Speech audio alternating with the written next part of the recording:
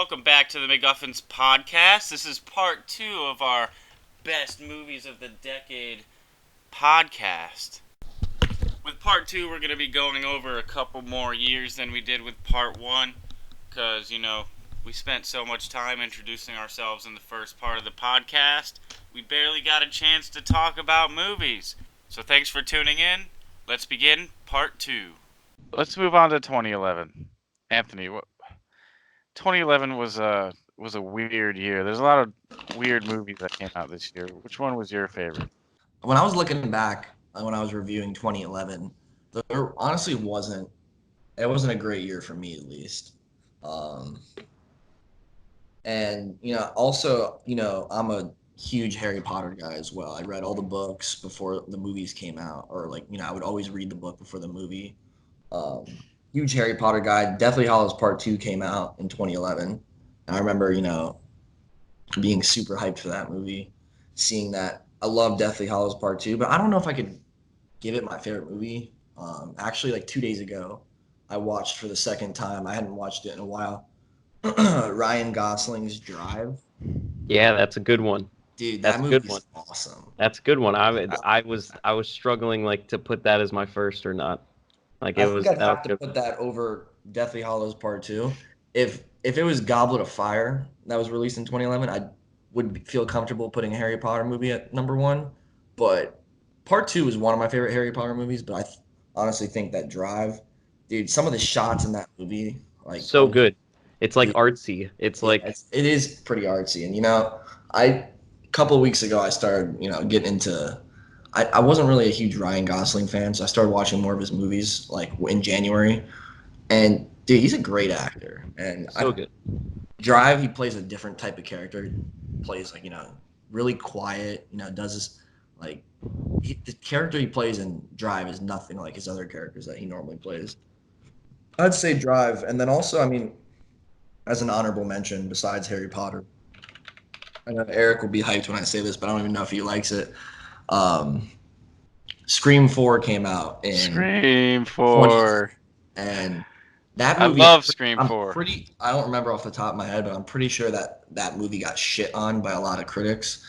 I kind of like Scream 4, man. For what it's worth. Watch that one. For what it's worth, it's just for those types of movies, I'm not going in and expecting an amazing story. I'm expecting to be entertained the whole time. Scream 4 did that. There was a little twist at the end with who Ghostface was, and it was kind of. I liked it for what that the fact that I'm putting Scream 4 as a close honorable mention to Drive kind of shows you how I felt about 2011. But that's me for 2011. 2011, yeah. Well, personally, I didn't have a lot for 2011 either. So my movie, which I think might not be the same as Matt's, but I put Rise of the Planet of the Apes. Yes. And the reason I put that movie was it was so great when it came out. It was basically the new Avatar, and it was a different story. I'd never liked Planet of the Apes when I was young. I always thought it was dumb. It was weird. It was weird. It looked weird to me. And I went and saw the 2001 version, or 2000, whatever year it came out. I went and saw it. I literally fell asleep in the movie theater with my dad. He had to basically carry me out of the theater because I got bored and fell asleep. But with that being said, Rise of the Planet of the Apes did something. Well, first of all, it brought in James Franco, right? James Franco. And the story behind that, it was just it was basically the baby Yoda of the time, Yeah. The baby chimp. Baby chimp, baby Caesar. Dude. Planet of the Apes is an example of utilizing CGI properly, I feel. It seems realistic enough to be this is what it would actually be like if apes took over the city versus just super unrealistic in I don't know, the monkeys look good, everything looked good. I don't know. To me, it was super good use For of 2011, CGI. the CGI was insane. Yeah, and especially for the time when it was not really as big. Inception kind of kicked it off for a little bit, but then this came out where it was like they utilized all the actors like to actually play the apes, and they were really good. Yeah. One of the apes actually played in Warcraft, so like that's cool because like Yeah. he played one of the orcs.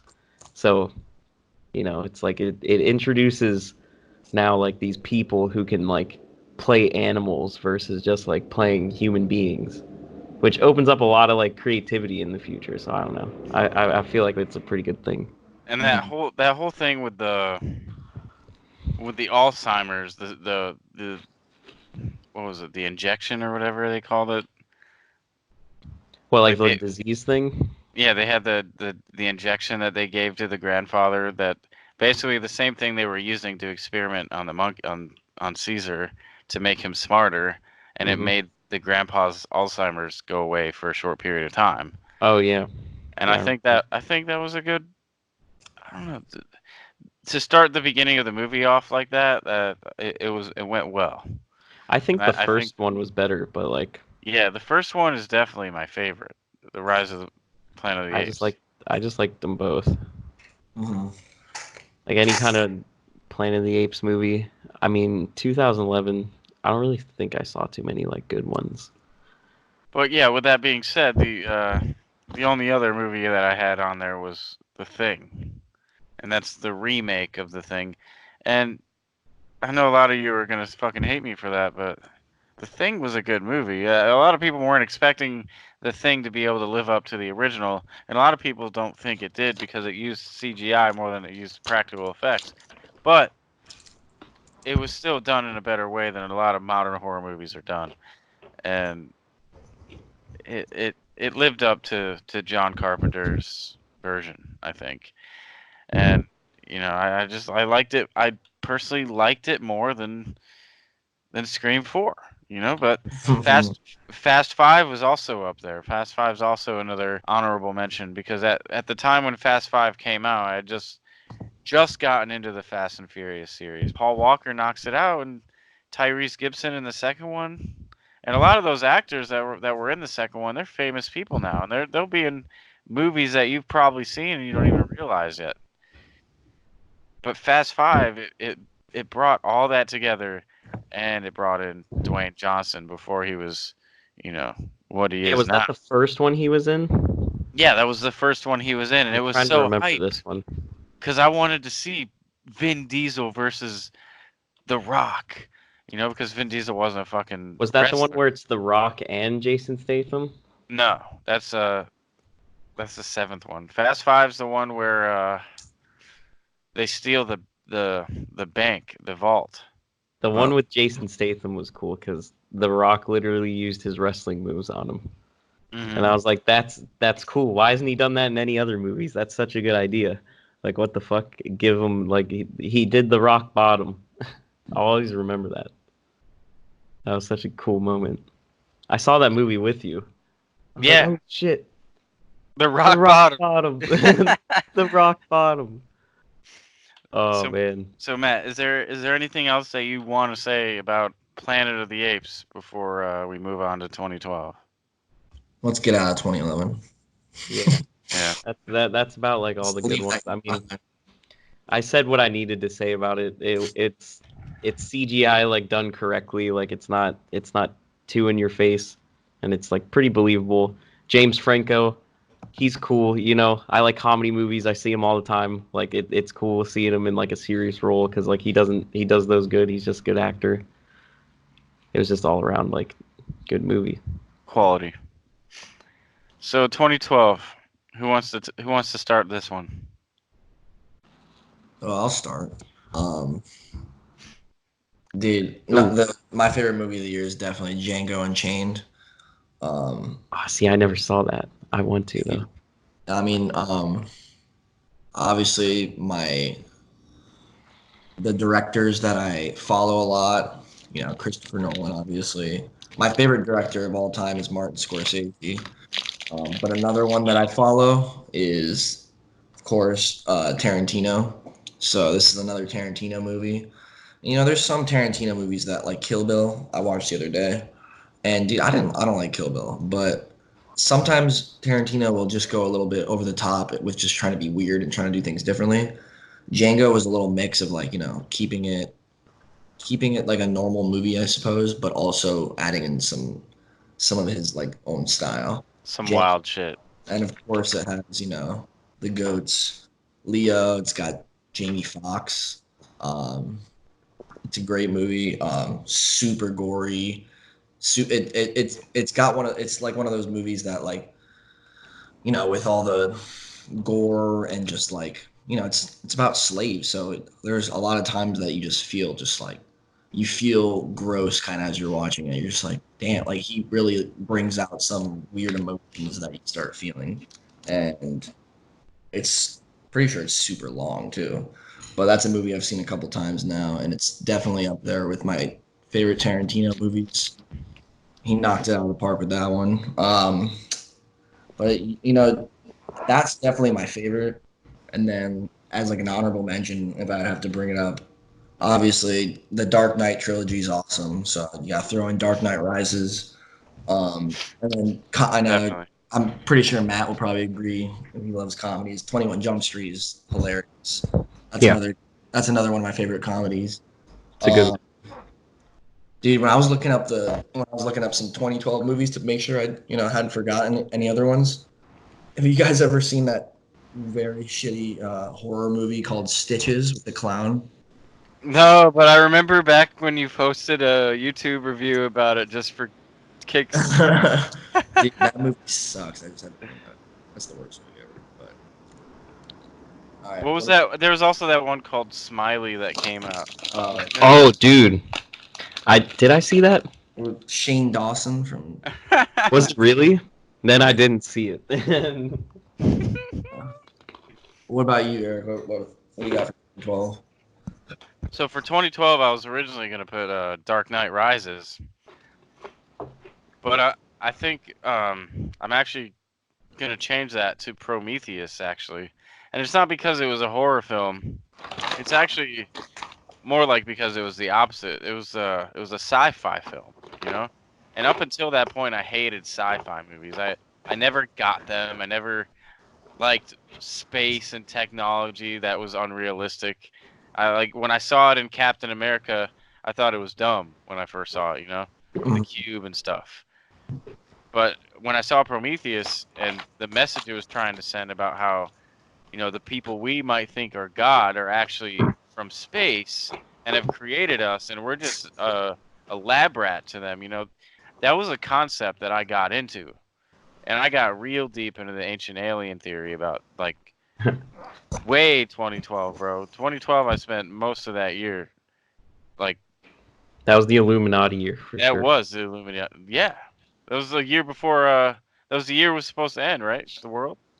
Yeah, But Prometheus, yeah, it's definitely a great movie. I'd probably give it a. If there was any movie I'd give it 10 out of 10, it's Prometheus. But I'm not gonna give it a 10 out of 10 because no movie is actually worth a 10 out of 10. There's no such thing as a perfect movie. So that would just be wrong. But incorrect, just yeah, wrong. if you haven't seen Prometheus, you definitely need to watch it. I don't care who you are or where you're from, what language you got to watch it in. It's great, and it's got Guy Pearce in it. I think, unless it's got Guy Pearce. Guy Pearce. I mean, I'm just gonna have to be that guy and say Avengers just because, like, it was the start of it all. Not like the start of it all, but like that was the first Avengers. That was the first time we saw them all come together. Like at the time, I never watched the Captain America movie because growing up, I wasn't interested in Captain America, so like I just skipped his movie. But then after seeing the Avengers, I went and watched Captain America because like he was so cool, and I was like, "There's a movie about this guy," and it was just the first time they did that. Brought them all together, brought us all the way to the Avengers movies we had today. Like last year, what was it? Endgame came out. Was it 2018, 2019, 2018, right? 19 Endgame. Yeah, like it was just the start of it all, and it was to me it was more like the comic books. It was kind of what you would think the Avengers movie would be like if you pull up like the comic book. because they're all like, because the other Avengers brought up kind of like weird things, like it got kind of, they're kind of mixing stories and stuff, like how Eric always says that with what was that, Thor Ragnarok, where they Yeah. put two stories together. Yeah. So it's like they started kind of adding a bunch of stuff, but this was the first one, so it was just simply like all them coming together to like fight. It was still being established, and this was basically the establishment. Pretty much. The Avengers was basically the movie that was like, yeah, we're here to stay, bitches. Yeah, like this is gonna be the start.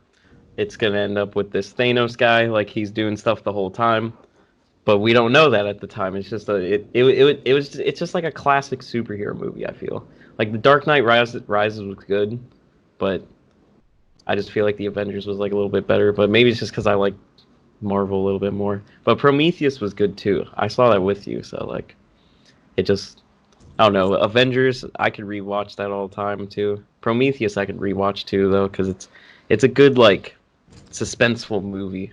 Yeah. Like we don't get too many of those all the time, so it's good when they're actually like, this is fun to watch. Like I'll watch this. It was interesting. I need to rewatch it at some point. It was good. All right, what about 2013? So 2013 was interesting, I think. Ooh. 2013 was pretty interesting. We got a lot of movies in 2013. We got The Hobbit 2, we got Iron Man 3, we got Man of Steel, Thor 2, Fast 6, World War Z, Texas Chainsaw 3D. I mean, we got Riddick, we got The Purge, The World's End, Hunger Games 2, Frozen came out, which is like super popular today for some reason. And the infamous Anchorman 2 came out that year, which nobody seems to talk about anymore. Everybody wanted Anchorman 2 for the longest time, and now that it finally came out, nobody wants Anchorman 3. Because it wasn't good. Yeah, I keep hearing that, and it's a shame. It's like This Is the End was This Is the a End. way better comedy movie, I feel. It was such a good comedy movie. I feel like that's the top tier of comedy movies. Was This Is the End. was that the movie you picked? That's not the movie I would pick for 2013. That would be like an honorable mention for sure. Just because so many other good movies came out. But Yeah, Yeah. Eric Comedy. gave us a list of 10 movies, but failed to mention one of the best movies of all time that also came out in 2013. Great Gatsby or Wolf of Wall Street, both movies I haven't seen. Wolf of Yeah, Wall Street. I would say Wolf of Wall Street would be mine.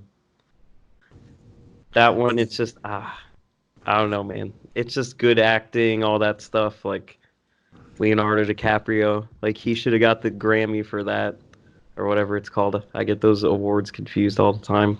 The Grammy. Golden Globe? That's music. That's music. Yeah, what's it called for like The Oscar. The Oscar? Oscar. Yep, that makes sense. Yeah, the Is that Oscar. the Emmy? No, not me, right? What's That's- the Emmy? See, I don't know. I confuse them all the time, dude. Like I don't. I'll never know. They all have the same No. equivalents, so why does it Yeah. matter? He No, should have Oscar is the most prestigious, and Oscar is what he was, missing the whole time. thing, Leo doesn't have an Oscar. The whole, Yeah, like what the that fuck? whole storyline was going on for years and years, and he was coming out with all these amazing movies, like Shutter Island, Inception, Wolf of Wall Street. I mean, he ends up getting it for The Revenant, which, I mean, it's a good movie, but I didn't watch it. you'd expect him to get it, for other movies before then. But Yeah, he should have got it for like the Great Wolf of Wall Gatsby. Street also. Can you guys talk a little bit about why Wolf of Wall Street is so good and why someone like me should watch it, even though I haven't? Sure. What do you want to know first? Because it's all been good. First of all, the acting. Once Matthew again, McConaughey, dude. Oh, Matthew Matthew- McConaughey is in it. I didn't know that. Matthew McConaughey, Jonah Hill. Jonah Hill is yeah, playing. Jonah Hill. Jonah Hill plays a serious role, who also is very funny too. And then, of course, this is the movie where most people were finally introduced to the goddess that is Margot Robbie. Ooh, yeah, dude. Ooh, Yeah, that's when everyone started standing her a little bit. She's yeah. very attractive. but the story is just like it's actually like a real story about Yeah.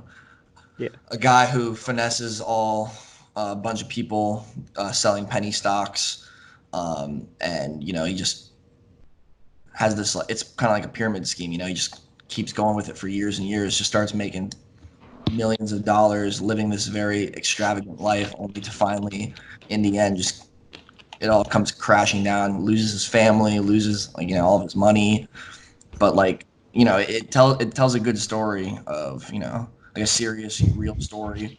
But the comedy in there is amazing. It's directed by Martin Scorsese, so obviously the cinematography, all that's great Oh as yeah, well. it's so good. Like Yeah. you really think this guy is like the big man on campus, like Mr. Big Dick. Like he does a really good job at like portraying that. And Mhm. then like Matthew McConaughey is like the big dick that teaches him how to be a big dick. And it's just like you just feel like a badass watching that movie. You're just like, this is dope. Like Yeah. this guy, he's like doing cocaine and shit. It's like the same people like rap music for being like all like explicit and shit. You get that kind of like, yeah, this is dope, like kind of feel. Yeah. And like I said, that should have been the movie he got the Oscar for. I feel because I was just like, this is so good, so Yeah. good acting. That scene everybody talks about where he's like on drugs and like can't move. When That's he's on hard the to do. Quaalude. Yeah, dude, like it's hard to do that shit, and like not everybody is willing to do that. So Yeah. it's cool that he is. Yeah, dude, you definitely like that. You'd definitely enjoy that movie. Well, I'll make sure that that's definitely going to be one of the next movies I watch in January for my 31 The movies. 31 movies. 31. What am I at? I'm at like 2. Hey, but two good ones though. Yeah, Dude, two there were good 2 ones. good ones, man. I was surprised at Hereditary. That scene, man, like that you just it slaps you in the face out of nowhere. And Like I the whole didn't movie's even mean to say that, but like like that. like the whole movie's yeah, I know. The whole movie's chill, and then all of a sudden you just get slapped like as hard as you could. It's Like fucking it crazy. really like I literally reacted by like my jaw dropping. Like that literally happened. I was like, "Oh, That fuck." is exactly what happened to me too. That doesn't happen too often, and I was just No, like, "Damn." and like that's why movies like that are good, and that's why And it tied it up good. that's why one of my favorite movies of 2013, actually my favorite movie of 2013, was Evil Dead, the Evil remake. Dead. Evil Dead 2013. Was And you that like know the why? first one they made? No, it was the remake. They made Yeah, Evil not the Dead. first one, but like, yeah, I know what you mean. Yeah, they made Evil Dead in 2013 and then they made the TV show. But Evil Dead, it was that a lot of people hate it because it was like basically an exact remake of the first movie. But I don't really agree with that because there was different characters and the characters were going through different like life experiences. And that's why like Hereditary, that's what makes it so good is the life experiences that the characters are going through while all that other stuff is going on, not in the background but you know kind of secondary to what they're dealing with, but it becomes the primary problem in the story. You know what I'm saying? Yeah. So, Evil Dead, the reason I compare it to Hereditary is because the main character's sister, like the whole point of the movie is for them to go on like an escape into a cabin, and the brother is like having a reunion with his sister, and the sister's having like withdrawals on cocaine. Like the reason she's going to the cabin is to stop doing coke, but when she's at the cabin, she wants to do coke more than anything. And I think that's interesting. And then she eventually turns into the demon from the first movie, and it eventually connects it to the first movie, even though they call it a remake. Yeah. But it gives me that same vibe as Hereditary, and that's why I put it as my favorite movie of 2013. Because besides Man of Steel, which was basically a real life Dragon Ball Z movie to me, was You know, Evil Dead has This is more true. quality than that. You know. I liked Evil Dead. Had the Halloween Horror Night house too. Yeah, the house was great, Yeah. and the acting in that Was that movie was. Sam Raimi that made Evil Dead?